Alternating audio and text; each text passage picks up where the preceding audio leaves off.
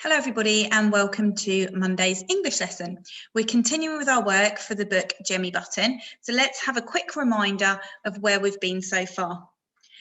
We started the book and there's Jemmy sitting on top of the treetops, and we now know that he's in an island called Tierra del Fuego, which is in South America, and you have been doing loads of research on South America in your geography lessons. Some visitors came to see Jemmy and they wanted to see whether he would come and visit where they live. And we looked at the clothes the visitors were wearing, and you did some research about Victorian Britain to work out where he'd be going and what his life would be like if he went with the visitors.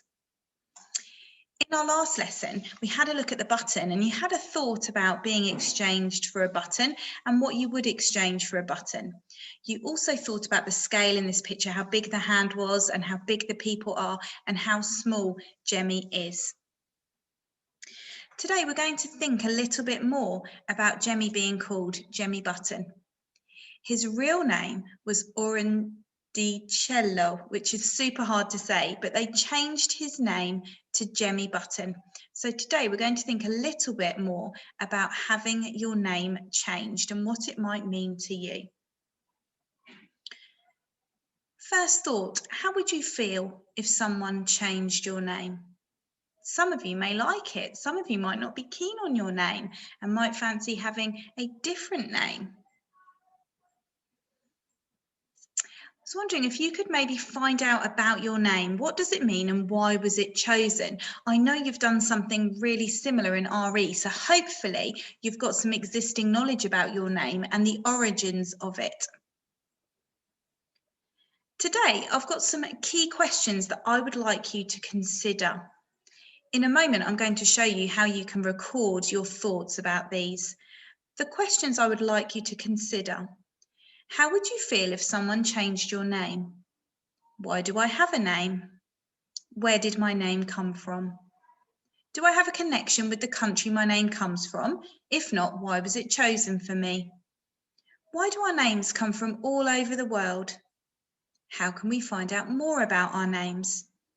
What is identity and why are our names important? Why do people change their names? What does my name mean to me? Is it my right to have a name? That's a really tricky question. And can somebody take my name from me? Which is what happened to Jemmy. The activity I'd like you to do, which I'm about to explain to you in a moment, I would like you to think about those questions and see whether you can annotate these around the outside of the job I would like you to do. So the activity I would like you to do today, I would like you to write your name. You can choose bubble writing in the middle of a piece of paper and you can colour it in. If you want to colour it in or add anything to do with the meaning of the name, you can. So my first name's Emma and it means universal or universe. So I might choose to draw some stars in my name, or around the outside of my name, I might choose to draw the world. I might choose to colour it in yellow, which is my favourite colour. So something about me that I'm going to put into my name. Around the outside of your picture of your name, I would like you to try and include some ideas from these key questions. So where did my name come from?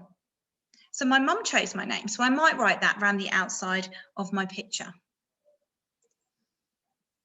Why do our names come from all over the world? You might like to do a little bit of research on that. So let me remind you of the job you're doing today. Today, you're thinking about your name. Remember to draw in some of the knowledge you've got from your RE lesson that you did a little while back to help you do this.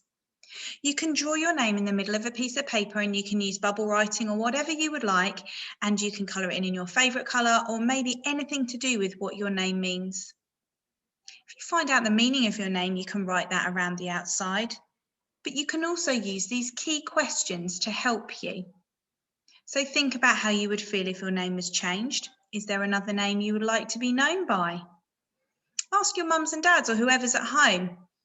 Why did they choose your name? Was it just because it was their favourite name? Does it sound good with your surname?